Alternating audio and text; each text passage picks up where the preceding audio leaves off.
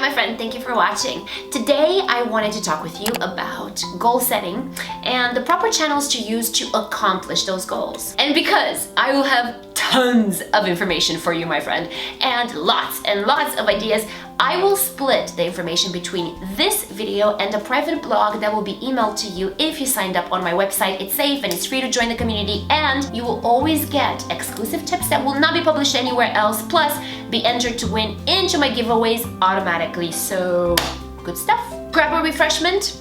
Cheers. Something to write with. Stay tuned for today's fan shoutout and enjoy the video. The biggest problem with goal setting is that most people are guilty of one, two, or all four things that I'm going to mention next that are actually very instrumental in the process. But one, they don't have clearly defined goals. Two, they don't know why a goal is a goal. Three, they don't know how they will feel when achieving that goal. And four, they typically set deadlines but not schedules. So tip number one is to get specific. I want to be rich.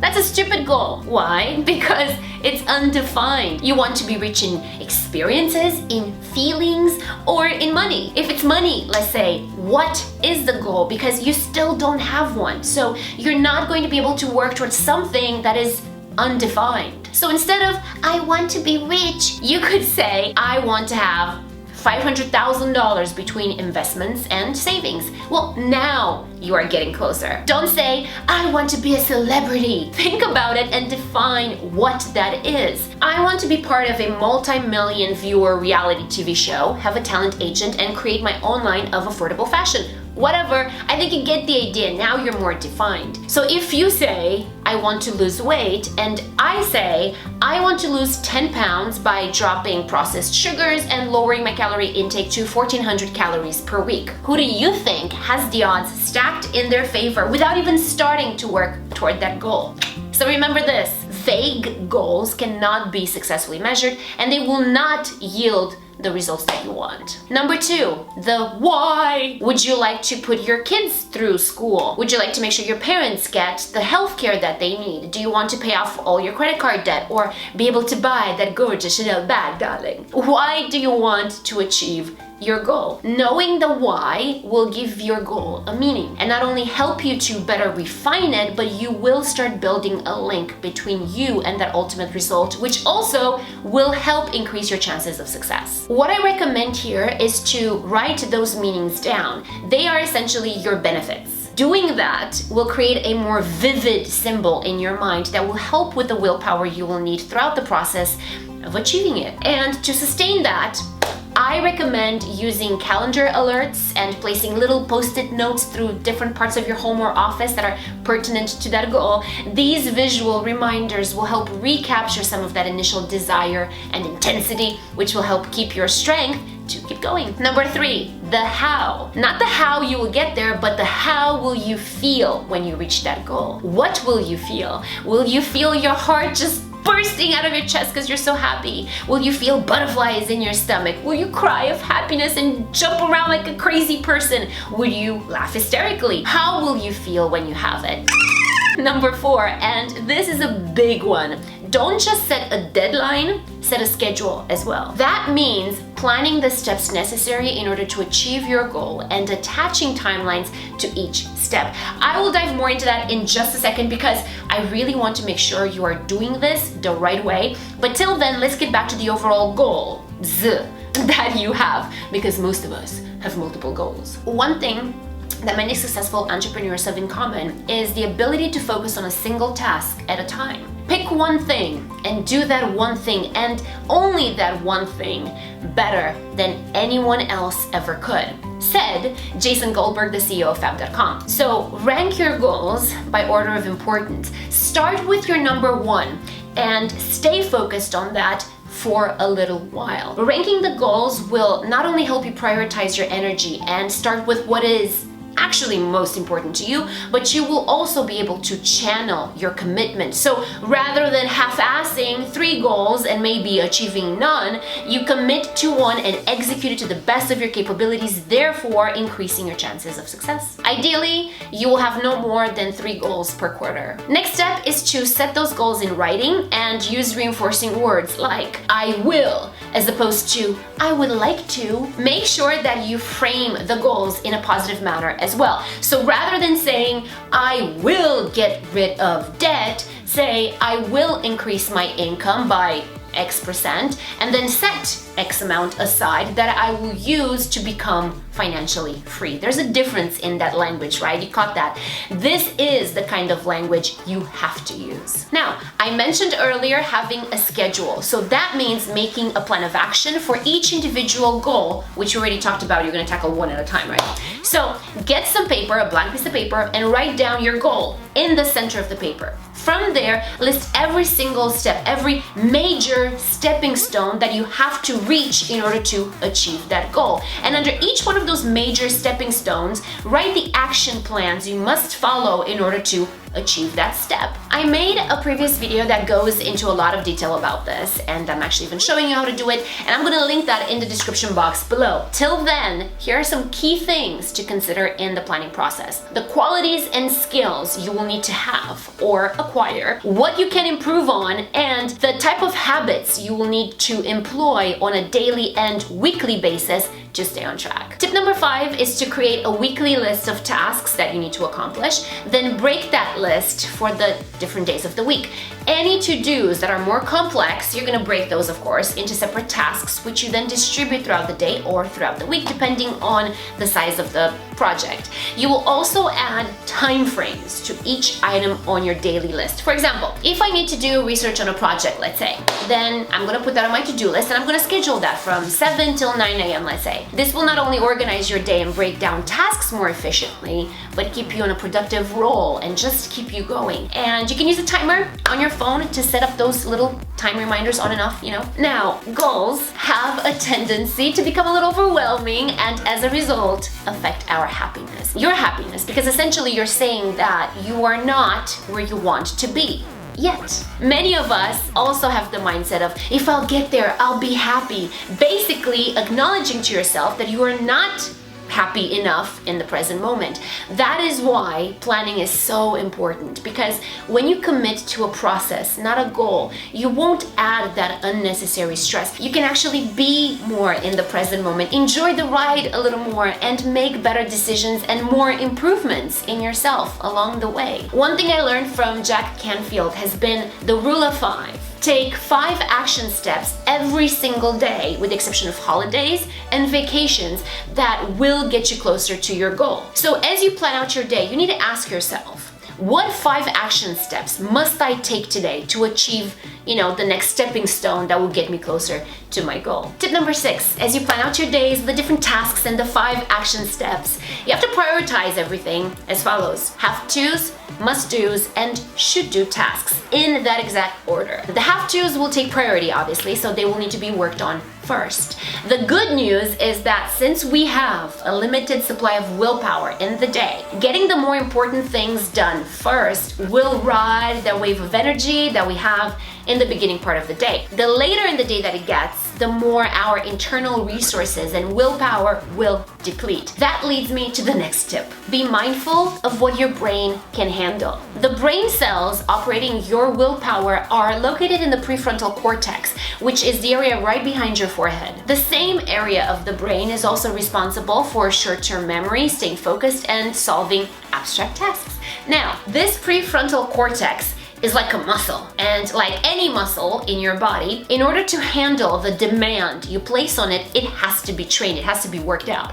And if you haven't been practicing consistent goal keeping via willpower, you are essentially asking this muscle to lift 1,000 pounds without any previous training. I need you to keep in mind that we are not born with strong willpower though. Willpower is something that we ourselves have to strengthen throughout constant exercise. That muscle just needs conditioning in order to succeed. That is it. Focusing on small goals that are accomplished on a regular basis is the best way to train that muscle and, of course, boost your willpower. Now, there have also been findings that link willpower to glucose levels. The brain relies almost entirely on glucose for energy, so when our glucose gets low, our willpower weakens as a result. Something as simple as having 1 glass of fresh orange juice in the afternoon that contains natural, organic sugar will cause our glucose levels to rise. Eating frequent meals throughout the day that are rich in protein and good carbohydrates, like a turkey sandwich and a whole wheat bread, will also help control that glucose. And always remember this: never, and I mean never, start a challenging task on an empty stomach. Tip number 8 is to time log how you spend your time. Every single time you do something in your day, write it down. It doesn't matter if it's work-related or you just walk to the break room or the kitchen for a fresh cup of coffee or the restroom. At the end of the day, you need to look at what you've written down. This process has helped me tremendously to improve my productivity. I realized that I was getting up every 30 to 40 minutes to do something, like go get a glass of water. I would waste freaking 20 minutes of my day just getting up, getting water, going back to my desk, and then taking a minute to figure out where I left off. So that is not productive. But it's only through writing everything down that you can see where you drag and see what you could do to improve your process. Tip number 9 is just that: have enough water within arm's reach. Drinking water is not only healthy, but it will help keep you refreshed as well, because water can help fight off fatigue and hunger. Another tip for achieving your goals is to wake up early. I don't know if there's been any reasonable scientific basis explaining why waking up earlier makes us so much more productive. I just know that successful people are early risers. The focus is more elevated, the productivity is increased, and there is less procrastinating. Next thing, you need daily rituals. Bottom line is that sticking to daily rituals will get you focused and more successful at accomplishing your goal. Now, your daily routines must include the following: mind training exercises, adopting an alpha state, repeating your focus mantra, and I will explain what everything is in just a minute, and reading. So, mind training exercises. This goes hand in hand with what we talked about, willpower and training your mind like a muscle. Practice concentration by turning off all possible distractions and committing yourself and your attention to one single task. You can start small by doing this maybe for 5 to 10 minutes a day, and then working your way up to larger blocks of time. If you catch yourself wandering off, just return to the task. You will build that focus muscle if you do this. Adopting an alpha state means adopting a state of very high focus, a state in which your brain will be willing and able to focus on whatever you choose to do. To achieve this state, sit up straight in a chair in a relaxing position with your back straight. Feet are flat on the floor and your arms are resting comfortably either in your lap or your chair's armrests. You're going to close your eyes and you're going to visualize yourself in a place that brings you feelings of happiness, calmness, and serenity. For me, I'm by the ocean. While still visualizing this place, take deep breaths. Inhale in through the nose and exhale out through the mouth. Do this slowly and multiple times with a constant rhythm until you feel calm. When you feel calm, on the next inhale, open your eyes and look up. That will activate the visual cortex. Just open your eyes and look up. Then close your eyes again, and on the next exhale, look down and open your eyes slowly. Now you are in the alpha state, highly focused. Whatever you will do next will be much easier to focus on and be more productive. Keep in mind though that this alpha state is very close to the theta and delta states, also known as the states you're in when sleeping. That is why you must do this while you're kind of sitting up so that you don't fall asleep.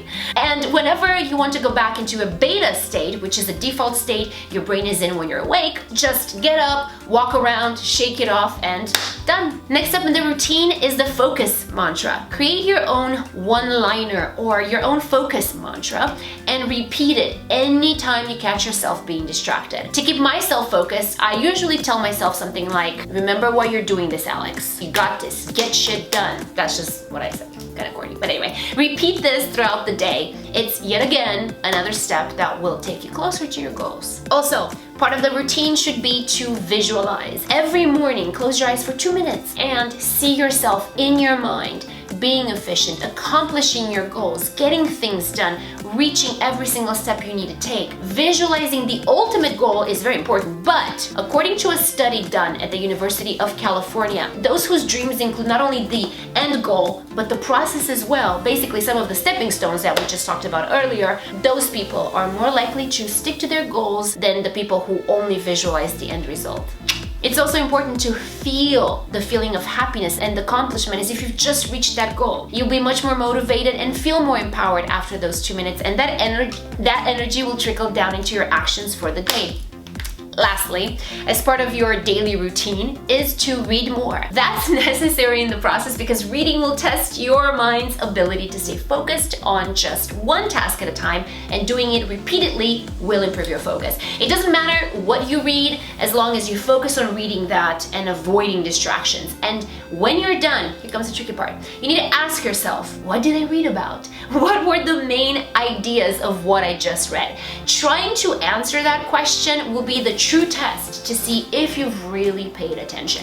This again will be practice for that little focus muscle. Some tips to also help keep you going throughout the day are: 1. Change your work environment. If you have a harder time staying focused at your desk, or if you were focused but you're now starting to find yourself lose some of that focus, try moving to a different part of the room or your office. That physical break from the space will also create a mental break and help you reboot. The second thing I recommend, and I do this every day myself, is restarting your day at 2 p.m. Not long after having lunch, our energy and focus start fizzling out, so taking 10 minutes to do some things to restart your day will be super important. Look at it as your second morning of the day. You can put a little cold water on your face or neck, reapply your makeup, get a fresh cup of coffee in a new mug, get some fresh air, whatever works for you. Just do that around the 2 p.m. mark, and that should kickstart your day again, and you're gonna feel really good. And if you are spending hours in the day staring at a digital screen like yours truly, help your strained eyes to relax and refocus by staring at a distant object for a few minutes. I read somewhere that a doctor suggested the 20-20-20 rule. Every 20 minutes, take 20 seconds to stare at an object that's at least 20 feet away. Now, every 20 minutes might be a little much for some of us, but you can do this when you have your 2 p.m. restart of the day, and that will help your eyes refocus. You guys, if this video was not jam-packed with tips, I don't know what is. Please like and subscribe to my channel if you haven't already, and most definitely follow me on Instagram for all things beauty, skincare, makeup, and DIYs. Today's fan shout out goes out to the beautiful Heather Johnson. Thank you for being here, Heather. I love you guys so much. Thank you for watching, and thank you for being here and for your support. It really means a lot. And I'll see you again very soon. Bye.